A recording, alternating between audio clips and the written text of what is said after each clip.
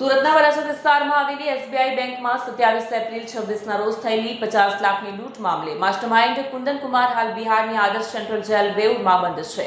જેલમાં હોવા છતાં તેણે ગેંગ સાથે સંપર્ક રાખી સુરતની બેંકને ટાર્ગેટ બનાવી હતી। સુરતના વરાછા વિસ્તારમાં આવેલી એસબીઆઈ બેંકમાં 27 એપ્રિલ 2026ના રોજ થયેલી 50 લાખની લૂંટમાં મોટો ખુલાસો થયો છે। આ લૂંટના તાર બિહારની જેલ સાથે જોડાયા છે। લૂંટનો માસ્ટરમાઇન્ડ કુંદન કુમાર ઉર્ફે કુંદન ભગત હાલ બિહારની આદર્શ સેન્ટ્રલ જેલ બેઉર પટનામાં બંધ છે। જેલમાં હોવા છતાં તેણે ગેંગ સાથે સંપર્ક જાળવી સુરતની બેંકને ટાર્ગેટ બનાવી હતી। કુંદન ભગત અગાઉ દેહરાદૂનમાં 14 કરોડની રિલાયન્સ જ્વેલરી લૂંટમાં પણ સંડોવાયેલો છે। ક્રાઇમ બ્રાન્ચે 2 દિવસ પહેલા ઝડપાયેલ ગેંગના 2 સાગરીતો શુભમ અને વિકાસને યુપીથી સુરત લાવી છે।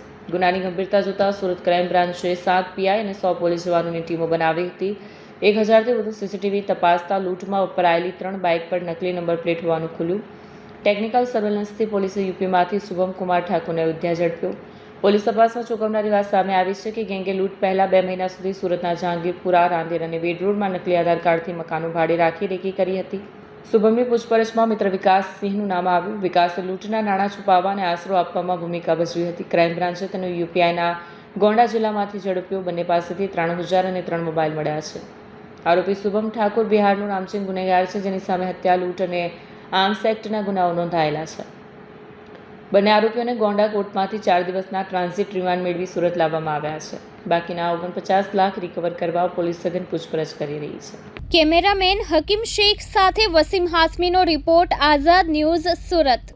તારીખ 27 એપ્રિલના દિવસે સુરત શહેરના વરાછા પોલીસ સ્ટેશન વિસ્તારમાં LH રોડ ઉપર એફિલ ટાવર પાસે એસબીઆઈ બેંક જો પહેલે માળા ઉપર આવે છે એમાં એક જો એ લૂંટના બનાવ બનેલા જો જેમાં લગભગ જો 6 થી 7 જેટલા લૂંટારુઓ જો આપણા બંદૂકના અડીએ આવીને જો ત્યાં બેંકમાં લૂંટ કરી, જેમાં બેંકમાંથી 12 લાખ રૂપિયાની લૂંટ થઈ અને પેરેલલી જો ત્યાં જો વ્હીકલ જો વેન આવે છે, જો કેશ વેન આવે છે, આમાં આયા જો એના કેશ જ્યારે બેંકમાં પહોંચ્યા 38 લાખ રૂપિયા જેટલા એના બી લૂંટીને જો લગભગ 50 લાખ રૂપિયાનો લૂંટ કરી આ બધા લોકો જો 3 વ્હીકલ્સ ઉપર 2 વ્હીલર ઉપર જો ત્યાંથી અલગ અલગ વિસ્તારમાં નીકળીને ત્યાંથી ભાગ્યા જો આમાં કુલ આ લોકો ઓલપાડ પાસે ગયા। ઓલપાડ પાસે જો વ્હીકલ છોડીને બસો દ્વારા જો આપણે બધા લોકો જો પહેલે સે પૂર્વ આયોજિત જો જગ્યા હતી કે અમે બધા હિંમતનગર આપણા બસ સ્ટેશન ઉપર બધા લોકો મળશે પોતપોતાના તરીકે અહીંયાથી ભાગ્યા પછી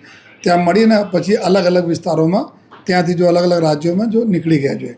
આ પ્રકારે જ્યારે બનાવ તાત્કાલિક જો પોલીસને જાણ થઈ અને પોલીસના ટીમો અલગ અલગ ટીમો જો સ્થાનિક પોલીસની ટીમ, ક્રાઇમ બ્રાન્ચના ટીમો બધા અલગ અલગ ટીમો બનાવીને જો એના જવાબ ઉપર લાગી ગઈ। કુલ 7 ઇન્સ્પેક્ટર અને 100 જેટલા લોકો ક્રાઇમ બ્રાન્ચના અને સાથોસાથ જો પૂરા ઝોન 1 જો ટીમ હતી જો આ ટીમો અલગ અલગ વિસ્તારોમાં જો લાગી।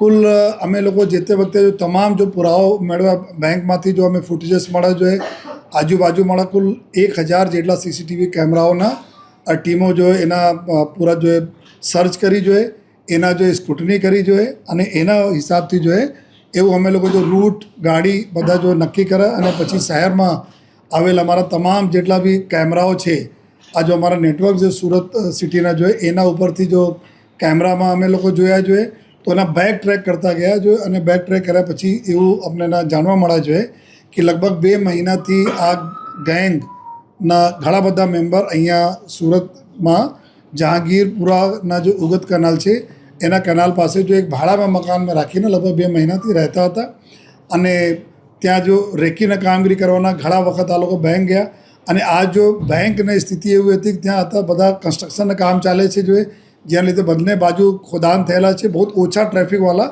વિસ્તાર છે જો જેના જરૂરત હોય આ લોકો જાય છે, બાકી કોઈ રૂટીન ટ્રાફિક બહુ જ્યાદા ત્યાં રહેતા નથી। તો આ લોકોએ એવી જગ્યા નક્કી કર્યા જોઈએ અને સાથોસાથ એવું પણ નક્કી કર્યા કે જો જ્યારે સૌથી વધારે પોલીસ બિઝી હોય ત્યારે આપણા જો આ લૂંટના અંજામ આપવાના જોઈએ।